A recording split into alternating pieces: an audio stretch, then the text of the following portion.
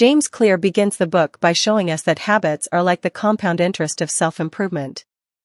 Just as money multiplies through compound interest, the effects of your habits multiply as you repeat them day after day. At first, small habits may seem meaningless. Reading a few pages of a book, doing 5 push-ups, saving a single dollar, none of these actions will change your life overnight. But when they are repeated consistently, they compound into something powerful. Clear argues that success is not the result of one radical change, but the outcome of hundreds of small decisions. He introduces the idea of getting 1% better every day. Imagine you improve by only 1% daily. By the end of a year, you will be 37 times better than when you started. On the other hand, if you get 1% worse each day, your results shrink dramatically. Small changes are never neutral, they either work for you or against you. Another key idea is the plateau of latent potential. Often, when we start a new habit, we don't see results right away. This can be discouraging. For example, going to the gym for a week may not change how your body looks, and saving a few dollars won't make you rich. But beneath the surface, progress is happening. Just like heating an ice cube, the temperature rises from 25 to 26 to 27 degrees, and still nothing happens. Then, at 32 degrees, the cube suddenly melts. That doesn't mean the earlier heating was wasted, it was essential. Habits work the same way. The breakthrough moment is the result of many silent days of effort. Clear also warns us against focusing too much on goals. Goals are good for setting direction, but systems are what create progress. Two people with the same goal can end up with very different results depending on the systems they follow daily.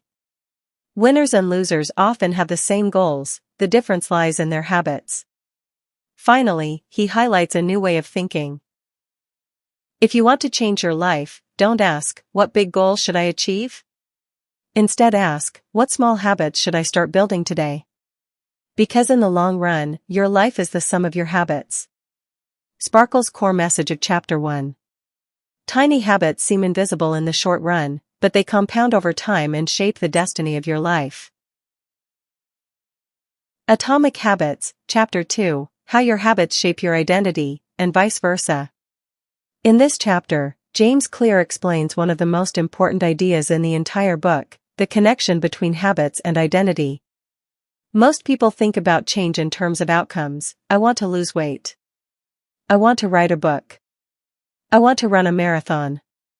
But Clear argues that this is the wrong starting point. Instead of focusing on what you want to achieve, you should focus on who you want to become.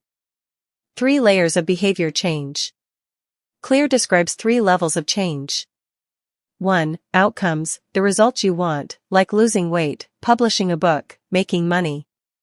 2. Processes, the habits and systems that lead to those outcomes, like exercising, writing every day, managing your finances. 3. Identity, your beliefs about yourself, like I am a healthy person, I am a writer, I am disciplined. Most people work from the outside in. They set a goal, then try to build habits to reach it, and only then hope their identity will change. But the most powerful transformation happens in the opposite direction. Start with identity. Identity-based habits. Every action you take is a vote for the type of person you want to become. Reading 1 page is a vote for being a reader. Going for a short walk is a vote for being an active person. Saving a few dollars is a vote for being financially responsible. Individually, these actions may seem small, but together they reinforce a new identity. Over time, your habits shape how you see yourself, and your identity makes those habits easier to maintain. Why identity matters.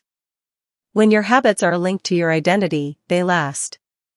If your goal is just to run a marathon, once you finish, you may stop running. But if you see yourself as a runner, running becomes part of your lifestyle.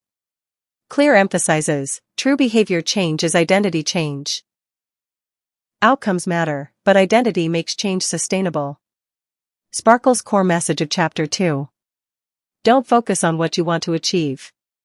Focus on who you want to become. Every small habit is a vote toward your desired identity. Atomic Habits, Chapter 3, How to Build Better Habits in 4 Simple Steps. In this chapter, James Clear introduces the framework of habit formation, the science of how habits are created and how they can be changed. He explains that every habit, good or bad, follows the same loop. The habit loop, 4 stages. 1. Cue, the trigger that starts the habit. Example, you see a plate of cookies. 2. Craving, the desire or motivation behind the habit. Example, you want the sweet taste and energy boost. 3. Response, the actual behavior you perform. Example, you eat the cookie. 4. Reward, the positive outcome that reinforces the habit. Example, you feel satisfied and happy, and your brain remembers this pattern for the future. Every habit is a feedback loop that connects these 4 steps. Over time, the brain learns to recognize cues and associate them with rewards, which makes habits automatic. Why this matters? If you want to build better habits, you need to understand how this loop works. If one step is missing, the habit won't form. For example, without a cue, you don't start. Without a craving, you don't have motivation. Without a response, there's no action. Without a reward, your brain won't repeat the behavior. The foundation for change. This 4-step model is the basis for the rest of the book. Clear will later explain how to apply it using the 4 laws of behavior change. 1. Make it obvious. 2. Make it attractive. 3. Make it easy. 4. Make it satisfying.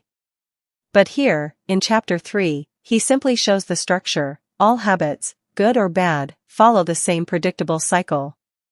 Once you know how it works, you can start to design habits that serve you instead of harm you. Sparkle's core message of Chapter 3. Every habit is built on a 4-step loop: cue, craving, response, and reward. To change your habits, learn to master this cycle. Atomic Habits, Chapter 4, The Man Who Didn't Look Right. James Clear opens this chapter with a story about a woman who noticed that her husband didn't look right. She urged him to go to the hospital, and it turned out he was having a stroke. The doctors later explained that her intuition wasn't magic. Her brain had subconsciously picked up on tiny cues: a slight droop in his face, slurred speech, unusual body language. This story shows how powerful our ability to notice cues can be. Habits always begin with a cue. If we don't recognize the signal, the habit never starts. The first law: make it obvious. Clear explains that our lives are shaped by the cues we see around us. If you want to change your habits, the first step is to change what you notice. You can't act on something if it doesn't capture your attention. For example, if you want to eat healthier, keep fruit visible on the counter. If you want to practice guitar, place it in the middle of the room instead of hidden in the closet. If you want to drink more water, keep a full bottle on your desk. The opposite is also true. If you want to break a bad habit, make the cues invisible. Hide the junk food. Remove apps from your home screen. Stay away from environments that trigger unwanted behavior. Awareness comes first. Clear emphasizes that many of our habits happen unconsciously. We don't even realize what cues are triggering them. The key is to bring awareness to your routines. Later, he introduces a tool called the Habit Scorecard, where you write down your daily habits and evaluate them as positive, negative, or neutral. This makes invisible behaviors visible, which is the first step toward change. Sparkle's core message of Chapter 4. Every habit begins with a cue. If you want good habits, make the cues obvious. If you want to eliminate bad habits, hide or remove the cues. Atomic Habits, Chapter 5, The Best Way to Start a New Habit. James Clear begins this chapter with a problem we all face. Most people have good intentions, but they fail to follow through. We often say things like, "I'll start eating healthier," or "I'll go to the gym more often," but without a clear plan, these intentions fade quickly. Implementation intentions. The solution is something called an implementation intention. This is a simple formula. I will, behavior, at, time, in, location. For example, I will meditate for 2 minutes at 7 a.m. in my bedroom. I will exercise at 5 p.m. in the local gym. I will write one sentence at 8 a.m. at my desk. By making the plan specific, you remove ambiguity. Vague goals like "I want to exercise more" don't work because they don't tell you when and where. A habit needs a clear trigger to begin. Why it works. It connects the new habit to a specific time and place, which makes the cue obvious. It reduces decision fatigue. You don't have to ask yourself, "Should I work out today?" because the decision has already been made. Habit stacking. Clear also introduces a second technique called habit stacking. Instead of tying a new habit to a time and place, you attach it to a habit you already do.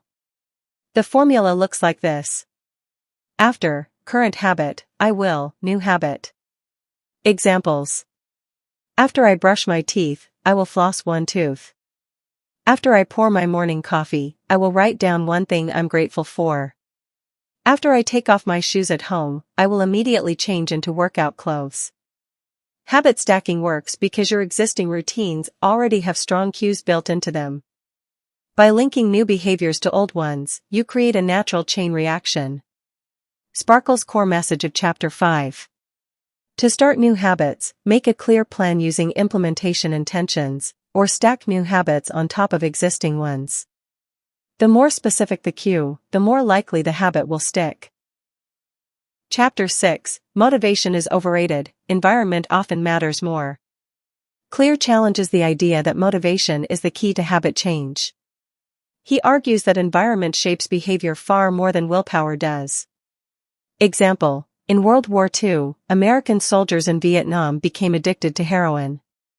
But when they returned home, most quit easily, not because of strong willpower, but because the environmental cues disappeared. Environment sends powerful signals. If your workspace, kitchen, or bedroom is filled with cues for bad habits, you'll struggle. Practical advice. If you want to eat better, put healthy food where you can see it and hide junk food. If you want to read more, place books in visible places. Restructure your surroundings so good habits are obvious and easy, while bad habits are invisible and hard. Core message: motivation is overrated. Shape your environment, and your habits will follow. Open Book Chapter 7. The Secret to Self-Control. For decades, psychologists believed self-control was the key to success. But research shows people with strong self-control don't actually resist temptation more often. They simply face less temptation in the first place. The best strategy for bad habits isn't willpower, but removing the cue. If you don't want to check your phone, leave it in another room. If you don't want to waste time on TV, unplug it or put the remote away. Self-control is a short-term strategy. Environment design is long-term power. Core message: the people with the best self-control are the ones who don't rely on it. They design their environment so temptation rarely appears. Open Book Chapter 8. How to Make a Habit Irresistible. This chapter introduces the second law of behavior change: make it attractive. Clear explains that habits are powered by dopamine, the brain's chemical for anticipation and reward. We are more likely to repeat behaviors that feel exciting or enjoyable. Techniques. 1. Temptation bundling. Pair a habit you need to do with something you want to do. Example: only watch Netflix while exercising on the treadmill. 2. Reframing. Instead of saying, "I have to work out," say, "I get to strengthen my body." Change the way you see the habit, it makes it more appealing. 3. Role of culture. We tend to adopt habits that are normal in our social group. Surround yourself with people whose habits you want to imitate. Core message: to build habits that last, make them attractive. Pair them with enjoyable activities, reframe how you see them, and join groups that reinforce them. Chapter 9. The Role of Family and Friends in Shaping Your Habits. Humans are social creatures, and our habits are strongly influenced by the groups we belong to. James Clear highlights 3 groups that shape behavior. 1. The close, family and close friends. We imitate the habits of the people closest to us. If your partner eats healthy, you're more likely to do the same. 2. The many, the tribe or larger social group. We copy the behaviors that are considered normal in our culture. If everyone at work stays late, you'll feel pressure to do it too. 3. The powerful, people with high status. We look up to role models, leaders, or influencers, and adopt their habits to gain approval or status. Core message: we imitate the habits of the close, the many, and the powerful. To change your habits, surround yourself with people who already embody the behavior you want. Open Book Chapter 10: How to Find and Fix the Causes of Your Bad Habits. Every craving is linked to a deeper underlying motive. We don't crave a cigarette, we crave relief from stress. We don't crave scrolling social media, we crave connection. Clear explains that if you want to break a bad habit, you must reframe the craving. Instead of seeing a cigarette as stress relief, see it as poison. Instead of seeing fast food as convenient, see it as harmful to your long-term health. Reprogram the association. If you want to keep a good habit, highlight its benefits. If you want to break a bad habit, highlight its costs. Core message: behind every craving is a deeper motive. Reframe how you interpret cues, and you can weaken bad habits or strengthen good ones. Open Book Chapter 11: Walk slowly, but never backward. This chapter transitions into the third law of behavior change: make it easy. Clear argues that success is not about making huge leaps, but about consistency. The people who succeed are not the most talented or motivated, they are the ones who keep showing up. He emphasizes, habits are not about intensity, they're about consistency. The more often you perform a habit, the more automatic it becomes. Repetition is more important than perfection. It's better to do a little every day than a lot once in a while. Core message: focus on repetition, not perfection. Habits form by frequency, not by intensity. Chapter 12: The Law of Least Effort. Humans naturally gravitate toward the option that requires the least energy. This is why bad habits often stick, they're easy and convenient. Key ideas: reduce friction for good habits. Example: if you want to work out, keep your gym bag ready and visible. Increase friction for bad habits. Example: if you want to watch less TV, unplug it and put the remote in another room. Small adjustments in your environment can dramatically shift your behavior. Core message: make good habits easier by reducing friction, and bad habits harder by adding friction. Open Book Chapter 13: How to Stop Procrastinating by Using the 2-Minute Rule. Clear introduces the 2-minute rule. When you start a new habit, it should take less than 2 minutes to do. Want to read more? Read 1 page. Want to run? Put on your running shoes. Want to meditate? Sit quietly for 2 minutes. The rule lowers the barrier to starting. Once you begin, momentum carries you forward. The first 2 minutes are a gateway habit that lead to bigger actions. Core message: make habits so easy to start that you can't say no. Master the art of showing up. Open Book Chapter 14: How to Make Good Habits Inevitable and Bad Habits Impossible. This chapter focuses on automation. The best way to guarantee good habits is to design systems that lock them in. Examples: automatically transfer money into a savings account. Use apps to block distracting websites. Set up smart home devices to cue routines, like turning off lights at bedtime. When you automate, you reduce reliance on willpower and decisions. Habits become the default. Core message: use technology, rules, and automation to make good habits inevitable and bad habits impossible. Chapter 15: The Cardinal Rule of Behavior Change. This chapter introduces the fourth law: make it satisfying. Clear explains that humans are wired to repeat behaviors that feel rewarding. The more immediately rewarding a habit is, the more likely it will stick. Example: eating junk food is tempting because the reward, taste, is instant. Good habits often have delayed rewards. Exercise feels hard now, but the benefits come later. The trick is to make good habits feel satisfying in the moment, even if the real benefits come later. Core message: what is immediately rewarded is repeated. What is immediately punished is avoided. Open Book Chapter 16, How to Stick with Good Habits Every Day. Clear introduces habit tracking as a way to make progress visible and satisfying. Each time you perform a habit, mark it on a calendar or app. Seeing the streak grow creates a sense of reward and motivation. Focus on never missing twice. Missing once is fine, missing twice starts a new bad habit. Core message. Track your habits to create immediate satisfaction and reinforce consistency. Open Book Chapter 17, How an Accountability Partner Can Change Everything. Humans are motivated by social expectations. If others see us failing to follow through, we feel embarrassed. Use accountability partners, coaches, or friends to hold you responsible. Social contracts, like publicly committing to a goal, make habits more powerful. Core message: social pressure can make bad habits unattractive and good habits more consistent. Open Book Chapter 18, The Truth About Talent, When Genes Matter and When They Don't. Clear shifts into advanced tactics. He explains the role of genetics and personality in habits. Genes influence what we're naturally good at, but habits determine how far we take those talents. The key is to build habits that align with your natural strengths. Don't fight your biology, work with it. Core message: habits succeed best when aligned with your natural abilities and interests. Open Book Chapter 19. The Goldilocks Rule, How to Stay Motivated in Life and Work.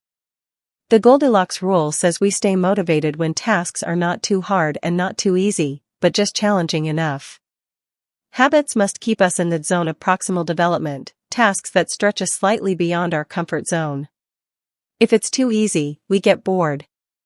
If it's too hard, we quit. Core message: stay in the just right zone of difficulty to keep habits engaging and sustainable. Open Book Chapter 20, The Downside of Creating Good Habits. Habits can be double-edged. Once a behavior becomes automatic, you risk going on autopilot and losing awareness. Example: an expert can fall into overconfidence and stop improving. Solution: use deliberate practice and reflection to avoid stagnation. Core message: good habits can make you complacent. Always reflect and refine. Open Book Chapter 21, How to Review Your Habits and Make Adjustments. Clear recommends regular habit reviews to stay on track. Once a year, or quarterly, step back and evaluate your systems. Ask, what's working? What's not? Where am I stuck? Small adjustments prevent long-term drift. Core message: self-reflection and review keep your habits aligned with your goals. Chapter 22, Success is not a goal, it's a system. Clear revisits one of his main themes: you don't rise to the level of your goals, you fall to the level of your systems. Goals are about results, systems are about processes. Focus less on outcomes and more on building the daily systems that naturally lead to success. Core message: systems, not goals, determine your progress. Chapter 23, How Habits Shape Your Identity, Revisited. Clear circles back to the connection between habits and identity. Every action is a vote for the person you want to become. Habits are not just about external results, they are about internal transformation. Core message: the ultimate goal of habits is to become the best version of yourself. Chapter 24. The Secret to Lasting Results. Clear explains that habits are a feedback loop with no finish line. You don't finish getting healthy, organized, or disciplined. Habits must become part of your identity and lifestyle, not a temporary project. Core message: lasting change comes when habits become who you are, not just what you do. Chapter 25, Advanced Tactics, The Science of Habit Mastery. Here Clear dives deeper into small optimizations. Master the fundamentals first. Use advanced tactics only after basics are solid. Progress is about continuous refinement, not dramatic breakthroughs. Core message: mastery comes from fine-tuning small details, not chasing radical change. Chapter 26, How to Break Through Plateaus. Clear warns about plateaus, when progress stalls even though you're consistent. Plateaus are normal. Results often lag behind effort, like melting an ice cube. The solution is patience and persistence. Keep going until the breakthrough moment arrives. Core message. Habits compound quietly, then explode into visible results. Be patient through plateaus. Chapter 27, The Secret of Continuous Improvement. In the final chapter, Clear ties everything together. Habits are the compound interest of self-improvement. Focus on small, consistent changes. By improving just 1% each day, you become radically transformed over years. He closes with a powerful reminder. Small habits don't add up, they compound. Success is not about radical shifts, but about steady, incremental progress. Core message: tiny changes, repeated consistently, lead to extraordinary results. Final takeaway from Atomic Habits. 1. Make it obvious. Design your environment and cues. 2. Make it attractive. Pair habits with rewards and social reinforcement. 3. Make it easy. Reduce friction. Start small, automate. 4. Make it satisfying. Reward progress, track habits, and stay consistent.